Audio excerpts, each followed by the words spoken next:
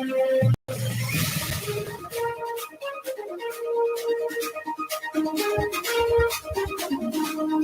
afternoon. This is a 5FM main news headlines. And studying the contents of the ZCCB pastoral letter.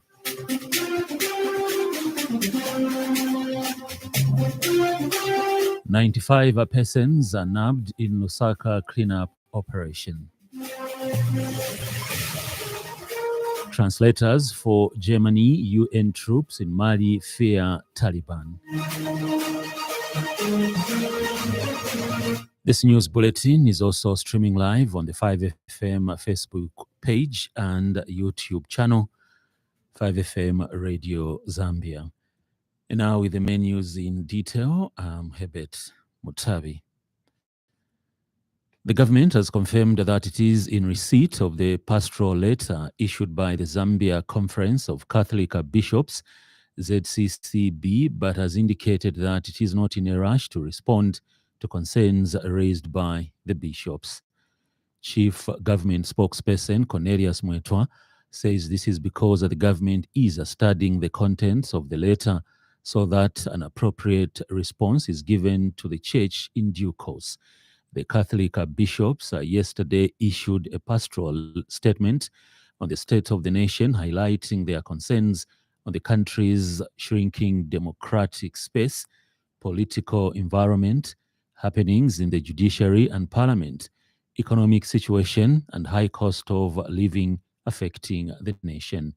Mr. Mwetwa says that the government values the rapport it has with the church, including the feedback it is receiving on issues of governance.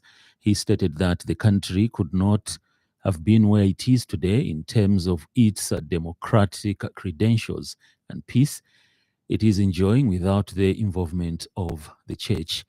Mr. Mwetwa notes that over the years, the church has been instrumental in ensuring that the country does not derail at every stage when it has been at the crossroad politically. He has guided that no party members should therefore respond to the letter other than the government.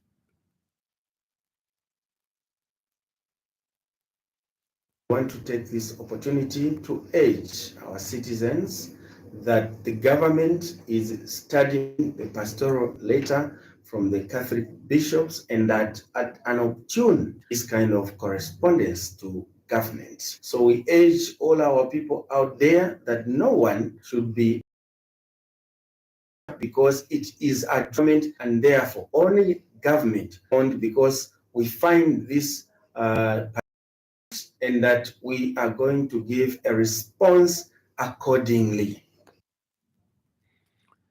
The Department of 95 persons in a cleanup operation in various parts of Lusaka. Department Public Relations Officer Namati Shinka says of the 95 apprehended on 10th November 2023, 29, including Zambians, were released unconditionally after producing proof of legal immigration status after preliminary screening.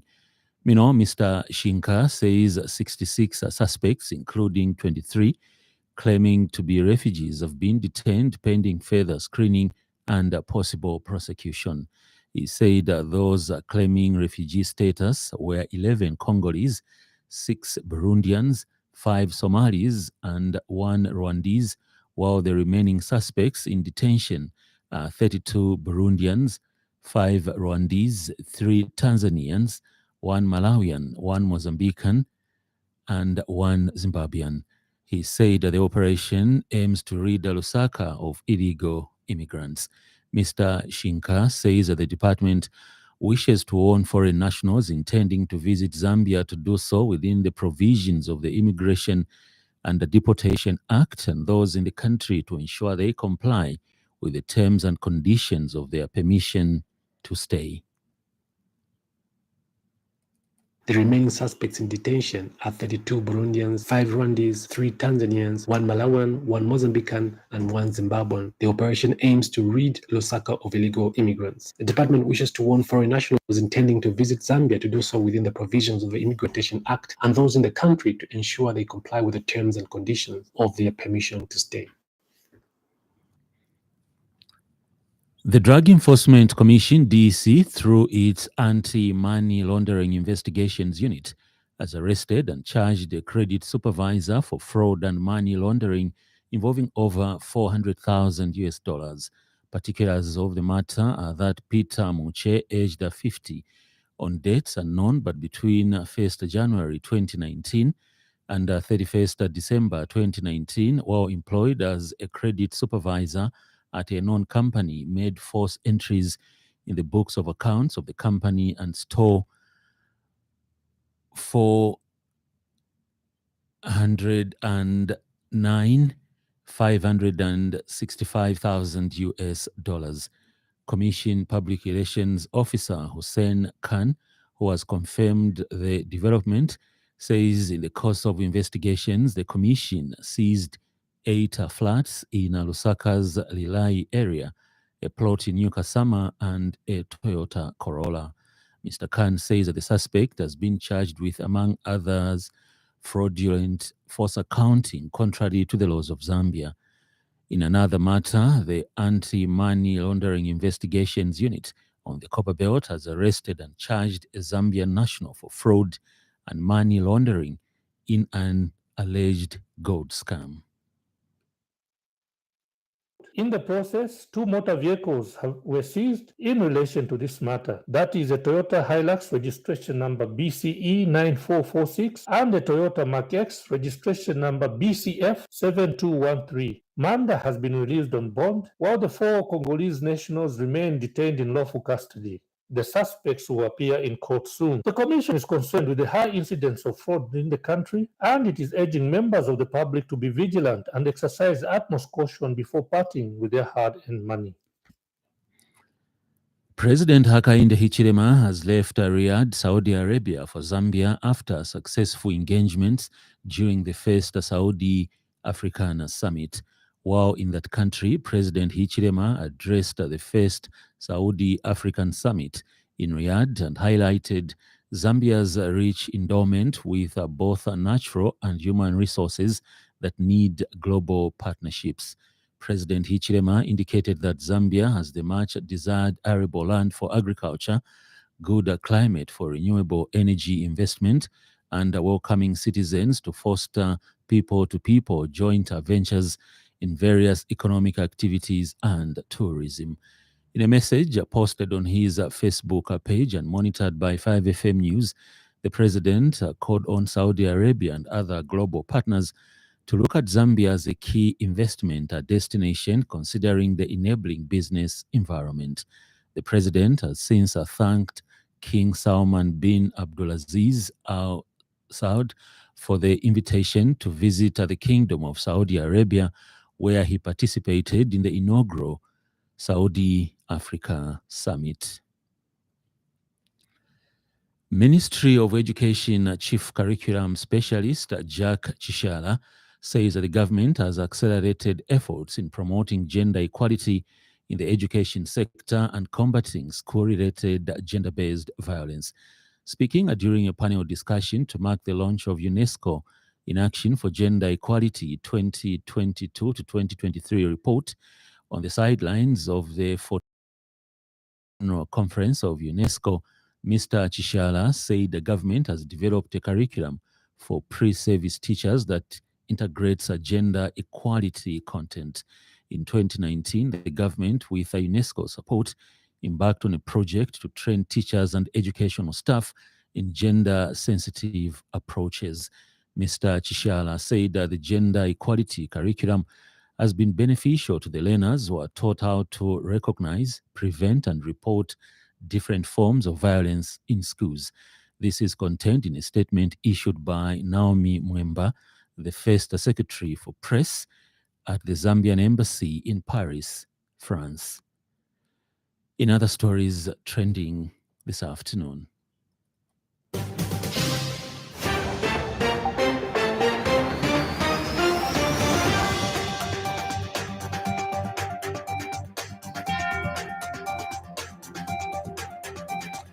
Zambia United Local Authorities Workers Union ZULAU President Emmanuel Mwinsa has applauded the Lusaka City Council for its intention to adopt a cashless mode of payment to boost revenue collections in markets. Mining expert Edward Simukonda has advised the government to remain alert and ensure that Konkola Copper Mines honors its commitments.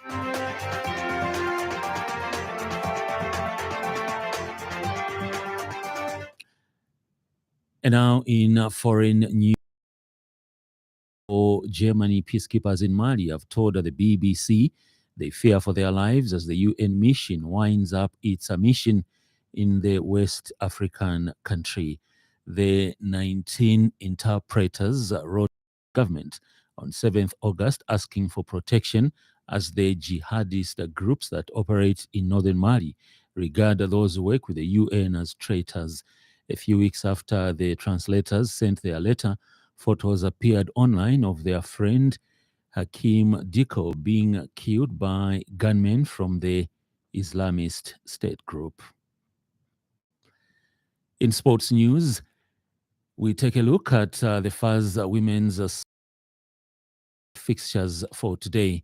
Green Eagles is playing Zanaco Ladies at Independence Stadium at 13 hours. Chipata Girls up against Celtic Queens at David Kaunda Stadium. Nkwazi Queens will battle Indeni Roses at Toyota Arena. Queens Sports Academy will trade tackles with Red Arrows at ZNS Kabwe Rugby Ground.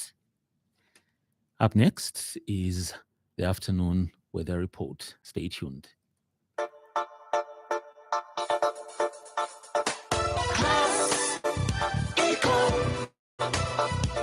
Class Econ Roofing Africa. Class Econ Roofing, plot 17100 off Katanga Road, 150 meters from Mumbwa Road, Chinika Industrial Area, Lusaka. Class Econ Roofing.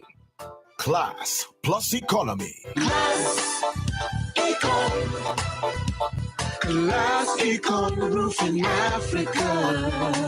Class Econ. Copperbelt, Wapula, Northern, Muchinga, Eastern and Central provinces, including the northern parts of Northwestern and the eastern parts of Central province, are mainly cloudy, slightly windy, isolated thunder showers. Maximum temperature is in the range between 30 degrees Celsius and 36 degrees Celsius.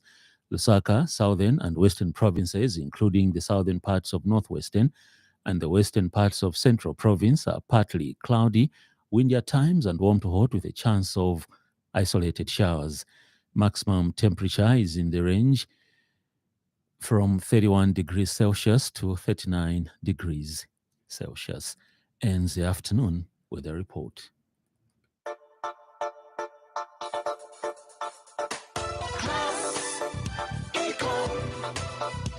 Class Econ Roofing Africa. Class Econ Roofing, plot 17100 off Katanga Road, 150 meters from Mumbwa Road, Chinika Industrial Area, Lusaka. Class Econ Roofing. Class plus economy. Class Econ. Class Econ Roofing Africa. That item brings us to the end of the news, but before we go, a recap of the top stories.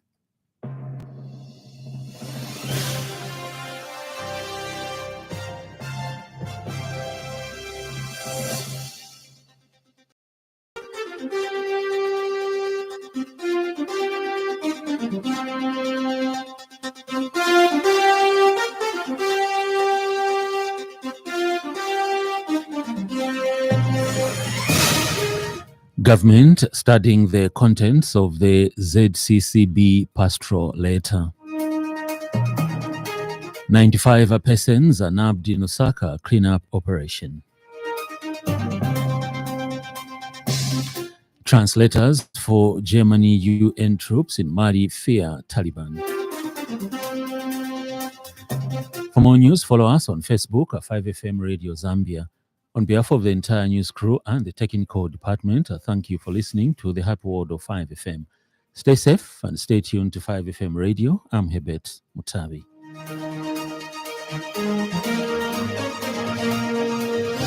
This news bulletin is sponsored by the Public Service Pensions Fund, PSPF.